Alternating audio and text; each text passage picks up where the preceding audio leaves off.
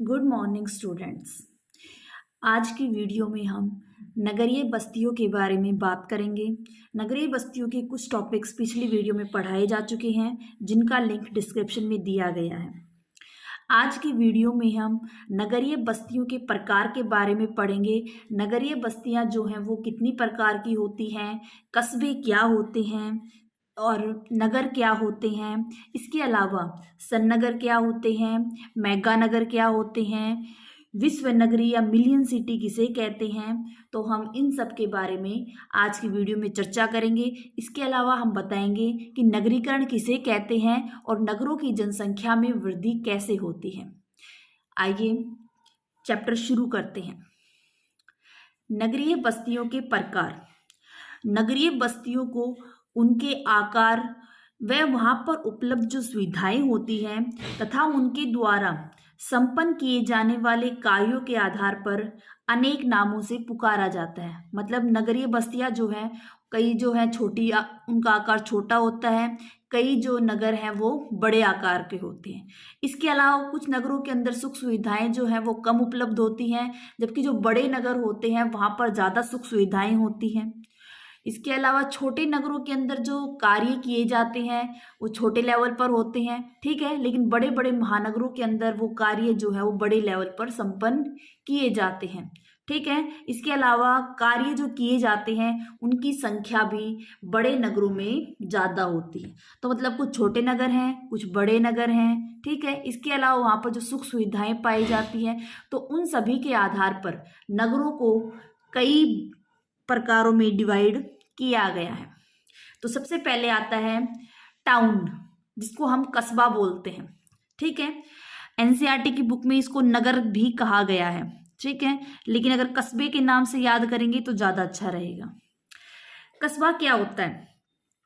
जब बड़े बड़े जो गांव होते हैं उनके अंदर धीरे धीरे नगरीय गतिविधियां विकसित होने लग जाती हैं, तो ऐसी बस्तियां कस्बा कहलाने लगती हैं, ठीक है। कस्बा क्या होता है? जो बड़े बड़े गांव हैं, ठीक है, कुछ गांव छोटे होते हैं, कुछ बड़े होते हैं। तो जो बड़े गांव है, जब वहां पर धीरे धीरे नगरीय गतिविधियां, मतलब जैसे कुछ दुकानें वगैरह खुलने लग जाती है, एक अच्छा बाजार बन जाता है, ठीक है, तो धीरे धीरे वहां पर ये सुविधाएं जो है ये विकसित होने लगती है।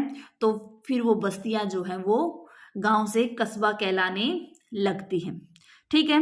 ये कस्बे जो हैं वो नगर, ज्यादा बड़े नगर नहीं होते, बिल्कुल छोटे लेवल पर होते। मतलब जब गांव से जब नगर बनता है तो उसकी फर्स्ट स्टेज होती है, ठीक है, तो उसमें थोड़ी बहुत नगरीय वो क्वालिटीज पाई जाती हैं, ठीक है। यह गांव अपने आसपास के ग्रामीण क्षेत्र के लोगों की नगरीय आवश्यकताओं को पूरा करने में समर्थ हो जाता है, ठीक है। ये एक तरह से गांव ही होता है, लेकिन इस गांव के अंदर क्या है, नगरीय गतिविधियां विकसित हो जाती हैं और उसके बाद ये गांव जो है ये अपने आसपास का जो ग्रामीण क्षेत्र होता है उन लोगों की जो नगरीय आवश्यकताएं होती हैं उनको पूरा करने में समर्थ हो जाता है। तो ऐसी बस्तियां क्या कहलाने लगती हैं? कस्बा कहलाने लगती है। समझ में आया कस्बा क्या होता है? जब गांव में जो बड़े गांव हैं उनमें जब नगरीय गतिविधियां जब विकसित होने लगती हैं तो ऐसी बस्तियां जो हैं वो कस्बा कहलाने लगती हैं। और फिर धीरे धीरे जब ये गांव जो है ये अपने आसपास के गांवों से ज्यादा विकसित होता है, ठीक है। जो आसपास के जो छोटे गांव हैं वहां पर ज्यादा सुख सुविधाएं नहीं होती हैं, मतलब ज्यादा दुकानें भी नहीं होती हैं, बाजार भी नहीं होता है, लेकिन ये गांव थोड़ा सा बड़ा होता है और इसके अंदर बाजार वगैरह की सुविधा उपलब्ध होती है। तो आसपास के गांव वाले जो हैं वो सामान खरीदने के लिए इस बड़े गांव में आने लगते हैं। और जब यहाँ पर आने लगते हैं ज्यादा लोग, तो धीरे धीरे यहाँ पर और विकास कार्य शुरू हो जाता है, ठीक है। नेक्स्ट आता है शहर। शहर क्या होता है? अब कस्बे से थोड़ा सा बड़ा जो होगा वो होगा शहर, ठीक है। शहर जो है वो कस्बों से बड़े होते हैं, लेकिन इनके आर्थिक कार्य भी अधिक होते हैं, ठीक है। ये शहर जो है ये कस्बे से थोड़ा सा बड़ा है और इसके अंदर जो कार्य होते हैं वो भी कस्बे से थोड़े से ज्यादा होते हैं, ठीक है। जैसे एक सीढ़ी और ऊपर चढ़ गए हम इसके अंदर। कस्बा पहले तो गांव आते हैं, गांव जब थोड़ा सा विकसित होगा तो वो क्या कहलाएगा? कस्बा कहलाएगा। कस्बा जब थोड़ा सा और विकसित होगा तो वो शहर कहलाएगा, सिटी कहलाएगा, ठीक है। हम सिटी के नाम से इसको याद कर सकते हैं, ठीक है। कोई भी नगर शहर तब बनता है जब वह कई अनेक नगरों को पछाड़ देता है। जैसे मान लेते हैं पहले क्या था, टाउन था, ठीक है। टाउन का धीरे धीरे और विकास हुआ तो वो क्या बन गया, सिटी बन गया, ठीक है। तो सिटी कब बनता है, जब वह कई अनेक नगरों को पछाड़ देता है। मतलब जो सिटी होता है, सिटी शहर, तो शहर जो है वो नगरों से बड़ा होता है। देखो पहले तो बहुत सारे गांव थे, ठीक है, बहुत सारे गांव थे। उन गांव में एक गांव जो है उसका थोड़ा सा विकास हो गया, उसने वहां पर कई दुकानें वगैरह खुल गई, बाजार बन गया, ठीक है, कोई और रोजगार वगैरह के साधन उपलब्ध हो गए, तो वो क्या बन गया, टाउन। मतलब वो सब गांवों से बड़ा है तो वो क्या बन गया, टाउन, ठीक है। धीरे धीरे ये जो गांव है मान लेते हैं ये भी टाउन बन गए, ठीक है। तो जो बीच वाला जो टाउन है उसका भी विकास हुआ है तो वो टाउन बन के क्या बन गया, सिटी, ठीक है। तो कोई भी नगर टाउन से सिटी कब बना, जब उसने अपने आसपास वाले सभी नगरों को पछाड़ दिया, ठीक है। आसपास वाले जो गांव थे, जो कस्बे थे, उनको उन्होंने पीछे छोड़ दिया, तब वो बीच वाला जो जगह है वो और विकसित हुआ है, ठीक है। सिटी शहरों में प्रशासनिक कार्यालय, शिक्षण संस्थान व मनोरंजन स्थल तथा परिवहन के केंद्र होते हैं। जो शहर होते हैं उनके अंदर क्या क्या सुविधाएं होती हैं, उनमें प्रशासनिक कार्यालय होते हैं, जैसे मैंने बताया था नगर निगम वगैरह होते हैं, ठीक है। इसके अलावा शिक्षण संस्थान होते हैं तथा मनोरंजन स्थल होते हैं व परिवहन के केंद्र होते हैं। तो सिटी के अंदर ये सुविधाएं जो है ये उपलब्ध होती हैं। तो सबसे छोटा तो हो गया टाउन, और टाउन के ऊपर फिर सिटी आती है, ठीक है। थर्ड आता है सन्नगर।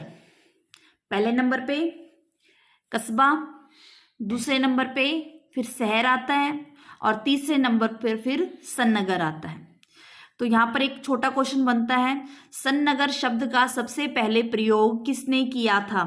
तो 1915 में पैट्रिक गिडीज ने किया था, ठीक है। इंपॉर्टेंट क्वेश्चन है, छोटा क्वेश्चन है।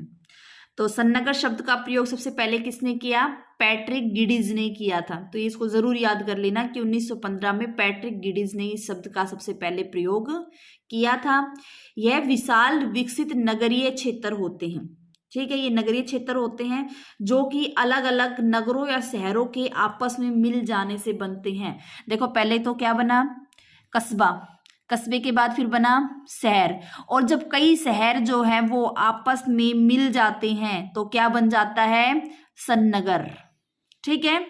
कई अलग अलग जो नगर हैं या जो शहर हैं उनके आपस में मिल जाने से ये सन्नगर बनता है।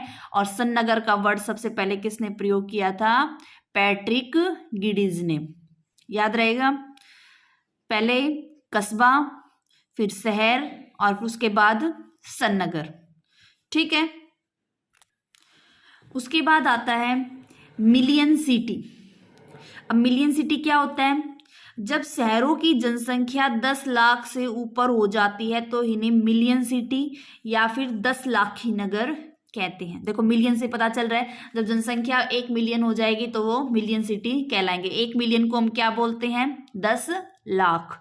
तो जब शहरों के अंदर जब जनसंख्या जो है वो 10 लाख से ऊपर हो जाती है तो इन्हें मिलियन सिटी या फिर 10 लाखी नगर कहते हैं, ठीक है। अब यहाँ पर एक छोटा क्वेश्चन आ रहा है कि 1800 में लंदन जो है वो पहला मिलियन सिटी बना था। क्वेश्चन आएगा पहला मिलियन सिटी कौन सा था? तो क्या आंसर होगा उसका? लंदन। लंदन जो है वो पहला मिलियन सिटी बना था, ठीक है। फिर उसके बाद 1850 में पेरिस मिलियन सिटी बना, और उसके बाद फिर न्यूयॉर्क मिलियन सिटी बना था। 3 जो है वो मिलियन सिटी बताई गई हैं, लंदन, पेरिस और न्यूयॉर्क, ठीक है। विश्व में मिलियन सिटी की संख्या लगातार बढ़ती जा रही है क्योंकि जनसंख्या जो है वो भी लगातार बढ़ रही है। समझ में आया? सबसे पहले कस्बा, जो गांव से जब थोड़ा सा डेवलप हुआ तो वो कस्बा बन गया। कस्बे का थोड़ा सा और विकास हुआ तो शहर बन गया, और जब कई शहर आपस में मिल गए तो वो सन्नगर बन गया। और सन्नगर के बाद अगर जनसंख्या जो है वो 10 लाख से ऊपर हो गई तो वो कौन सी सिटी बन गई? मिलियन सिटी, ठीक है। तो ये हमें याद करना है। उसके बाद आता है मेगानगर। ठीक है। मेगा नगर को हम विश्व नगरी भी बोलते हैं। ठीक है, यहाँ पर एक छोटा क्वेश्चन बनता है, यह यूनानी शब्द मेगालोपोलिस से बना है। जो विश्व नगरी जो है वो कौन से शब्द से बना है? यूनानी शब्द है मेगालोपोलिस। ठीक है, जिसको हम शॉर्ट में मेगा नगर बोलते हैं। ठीक है, मेगा नगर। मेगा नगर का मतलब क्या होता है, इसका अर्थ क्या है? विशाल नगर। ठीक है, मेगा नगर का अर्थ है विशाल नगर। इसे हम मेगा नगर भी कहते हैं। अब मेगा नगर शब्द का प्रयोग सबसे पहले किसने किया था? बहुत इंपॉर्टेंट पर्सन है, छोटा पर्सन है, कई बार आता है एग्जाम में। मेगा नगर का सबसे पहले प्रयोग जीन गोटमैन ने किया था। ठीक है, सबसे पहले कस्बा, कस्बे के बाद फिर शहर, शहर के बाद जब कई शहर आपस में मिल गए तो सन्नगर, और जनसंख्या जब 10 लाख से ऊपर हो गई तो मिलियन सिटी, और मिलियन सिटी के बाद फिर आता है मेगा नगर, जिसका मतलब होता है बहुत विशाल नगर। जीन गोटमैन ने मेगा नगर का सबसे पहले प्रयोग किसने किया था? जीन गोटमैन ने। तो जीन गोटमैन ने मेगा नगर का प्रयोग किस क्षेत्र के लिए किया था? ये एक 2 नंबर के क्वेश्चन में आ सकता है। जीन गोटमैन ने मेगा नगर का प्रयोग किस क्षेत्र के लिए किया था? उस आबाद क्षेत्र के लिए किया था जो इस समय दक्षिणी हैम्पशायर से उत्तरी वर्जीनिया तक फैला हुआ है। ठीक है, दक्षिणी हैम्पशायर से उत्तरी वर्जीनिया तक फैला हुआ है, मतलब दक्षिण में हैम्पशायर से लेकर के उत्तरी वर्जीनिया तक फैला हुआ है। ठीक है, यह एक बड़ा महानगरीय प्रदेश होता है जिसमें सन नगरों का समूह होता है। जब बहुत सारे सन नगरों का समूह बन जाता है तो उसको हम क्या बोलते हैं? मेगा नगर। ठीक है, समझ में आया? दोबारा से बता देती हूँ। सबसे पहले कस्बा, कस्बे के बाद शहर, शहर के बाद सन्नगर, सन्नगर के बाद मिलियन सिटी, और मिलियन सिटी के बाद विश्व नगरी। ठीक है, तो ये 5 हैं जो नगरों के प्रकार में डिवाइड किया गया है, और ये नगरों के आकार पर, वहां पर होने वाले कार्यों के आधार पर इनको 5 भागों में डिवाइड किया गया है। ठीक है, आगे आता है नगरीकरण। नगरीकरण किसे कहते हैं? नगरीकरण का मतलब होता है एक नगरीय क्षेत्र में निवास करने वाली जनसंख्या में वृद्धि होना। ठीक है, नगरीकरण का क्या अर्थ है? एक नगरीय क्षेत्र में निवास करने वाली जनसंख्या में अनुपातिक वृद्धि का मतलब होता है पहले के अनुपात में वृद्धि होना। मतलब पहले अगर जनसंख्या 1000 थी तो उसके बाद फिर जनसंख्या बढ़कर के कितनी होगी? 2000 हो गई या 3000 हो गई। ठीक है, तो एक नगरीय क्षेत्र में निवास करने वाली जनसंख्या में अनुपातिक वृद्धि से है। ठीक है, अब नगरों में प्रमुख कार्य गांव से नगरों की ओर प्रवास है। नगरीकरण का प्रमुख कारण क्या है? ठीक है, प्रमुख कारण क्या है? प्रमुख कारण है नगरों की ओर प्रवास। ठीक है, गांव से नगरों की ओर प्रवास करते हैं, गांव से लोग अधिकतर नगरों की तरफ चले जाते हैं, जिसके कारण से नगरों की जनसंख्या जो है वो बढ़ जाती है।